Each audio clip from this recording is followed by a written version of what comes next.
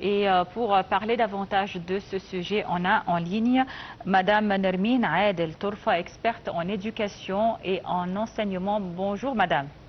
Bonjour, je vous remercie pour votre invitation. Merci, vous êtes toujours la bienvenue sur NAL TV International et merci pour avoir accepté notre invitation. Alors, on parle de l'enseignement supérieur égyptien. Vous êtes experte en enseignement, en éducation et l'Égypte, bien sûr, qui veut être un centre régional de l'éducation et de l'innovation et de l'économie du savoir et qui veut renforcer son influence académique et culturelle à l'international. Alors, quels sont les critères qui seront adoptés pour sélectionner les universités égyptiennes chargées donc de représenter l'Égypte à l'international? En fait, le secteur de l'enseignement supérieur en Égypte, vous venez d'expliquer, au cours des dernières années, a eu une évolution remarquable. Oui. Aussi, il a pris un intérêt particulier accordé par Monsieur le Président de la République. Conformément à sa vision, et si on parle d'une vision à long terme, c'est pour répondre aux besoins du marché du travail, offrir aux diplômés des opportunités adaptées à leurs aspirations professionnelles. Aussi, on peut dire pour leur permettre de contribuer efficacement au développement de leur pays ou de notre pays. Si on parle ou on explique à court terme, cette stratégie a également pour objectif de garantir aussi à nos étudiants une formation de la plus haute qualité en phase avec les standards académiques des universités étrangères les plus réputées et aussi les plus connues au monde entier. Alors cette transformation, on peut dire que cette transformation s'est réalisée à travers plusieurs axes. Oui. Notamment une expansion significative du nombre des universités internationales partenaires implantées en Égypte, ainsi que, par exemple, aussi l'inauguration de prestigieux campus comme l'université Senghor récemment.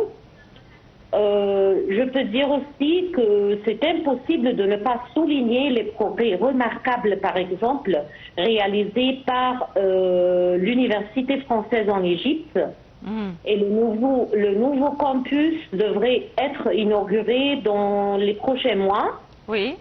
C'est un projet ambitieux comprendra des départements, des infrastructures modernes dédiées à l'innovation technologique et à la recherche scientifique et à la formation de haut niveau, ainsi à renforcer davantage la dynamique de modernisation de l'enseignement supérieur en Égypte. Retournant à votre première question, on parle surtout de la réunion du président Abdel Fattah el-Sisi hier, avec Dr Moustapha Madbouli, le Premier ministre, et Dr Abdelaziz Konsoua, notre ministre de l'Enseignement supérieur et de la Recherche scientifique. Ils ont mis l'accent sur des clés d'évaluation et des indicateurs clairs pour l'évaluation de la qualité de l'enseignement supérieur chez nous. Oui. Voilà. Comme par exemple, ou pour avoir comme objectif renforcement de la compétitivité internationale des universités égyptiennes.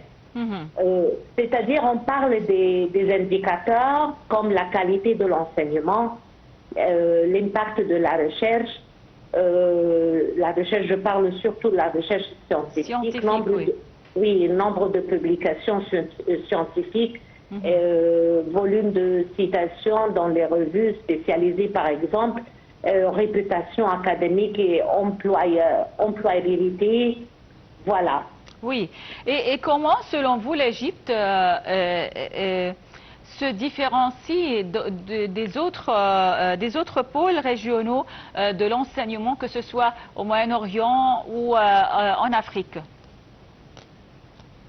Qu'est-ce qui caractérise l'Égypte, les universités égyptiennes? Alors là, je peux mettre l'accent sur deux axes essentiels, c'est la coopération et aussi les types de partenariats. Si je commence par la coopération, la coopération égyptienne avec des universités de référence à des échelles internationales, alors notre pays s'est imposé comme un pôle majeur de l'éducation transnationale en accueillant des campus de grandes universités mondiales comme notre coopération avec des protocoles de partenariat à l'étranger comme l'université allemande en Égypte, l'université française en Égypte.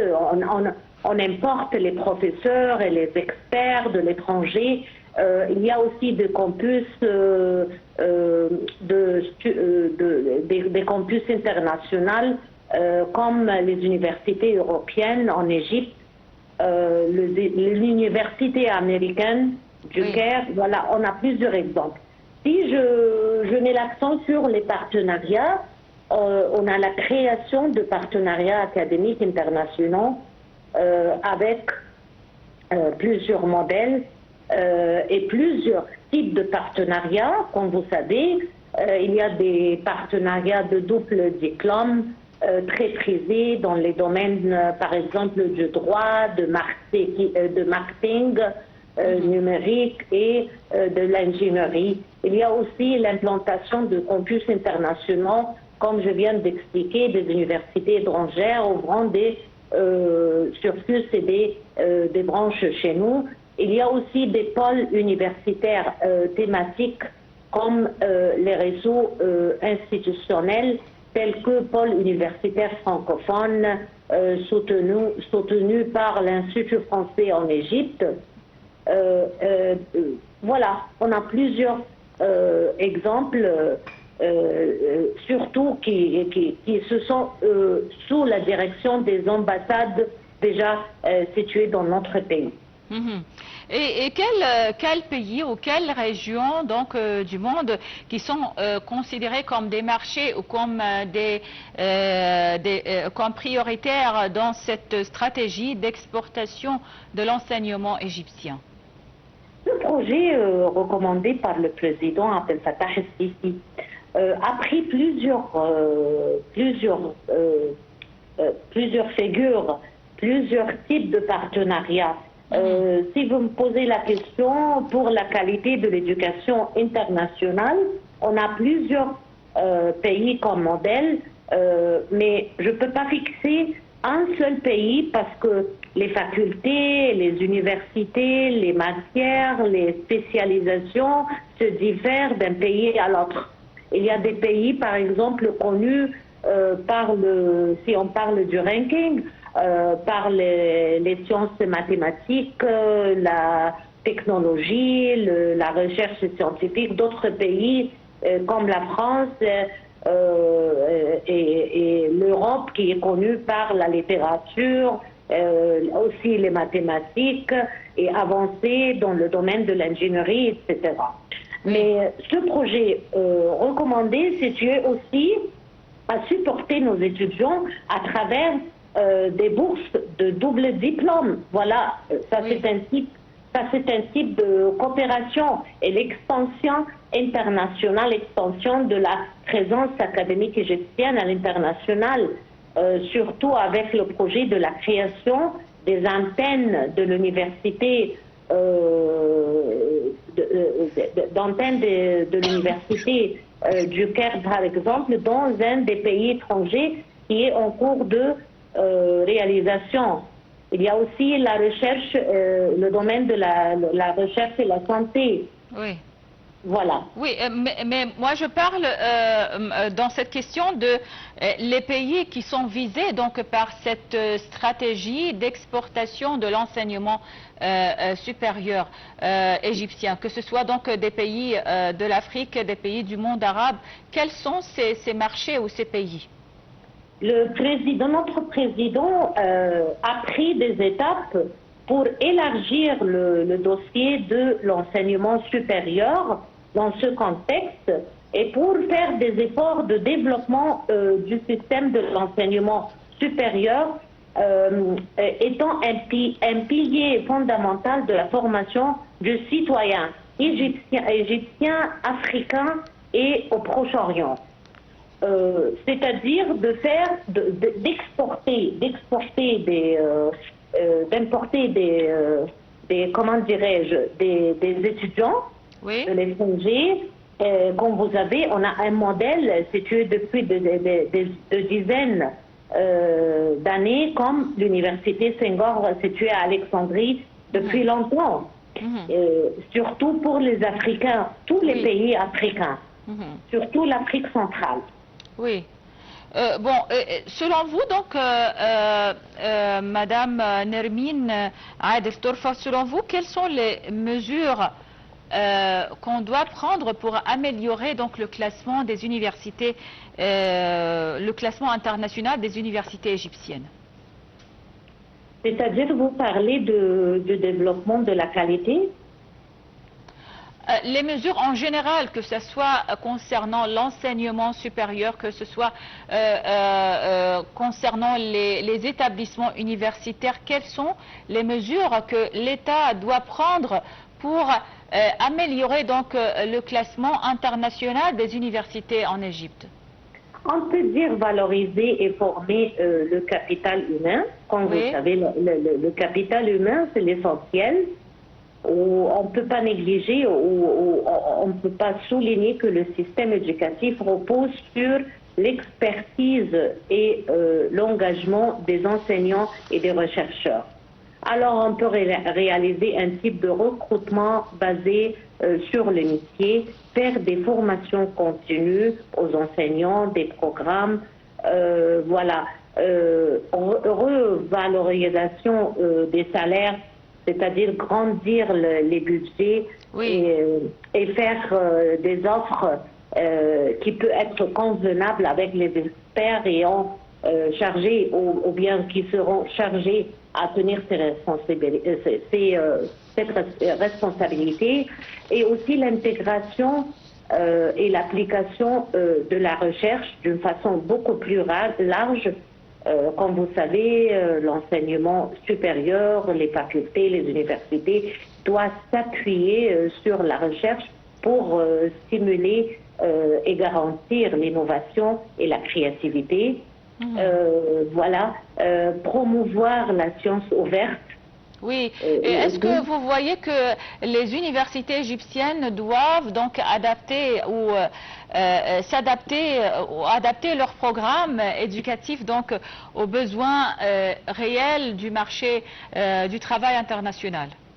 Oui, selon les pôles universitaires internationaux, et c'est très connu selon les plans déjà posés au monde entier. Il y a plusieurs standards. On peut unifier le plan et les standards selon le plan déjà commandé par Monsieur le Président Abdel Fattah el-Sisi, ayant des standards fixes. On peut les suivre pour nos prochains projets, et aussi on peut les appliquer comme, comme label. On doit créer des labels spécialisés pour le système éducatif de l'enseignement supérieur dans les universités, comme c'est appliqué dans les écoles. Voilà. Oui, voilà, donc Madame Nermine Adel Torfa, experte en éducation et en enseignement, merci beaucoup pour votre intervention et passez une excellente journée. Et voilà, nous arrivons ainsi à la fin de cette édition. Bonne journée, au revoir. Merci, bonne journée. Alors, on arrive ainsi à la fin de cette édition de Bonjour à l'Égypte. Merci pour votre attention. Passez donc d'excellents moments avec la suite de nos programmes sur NAL TV International.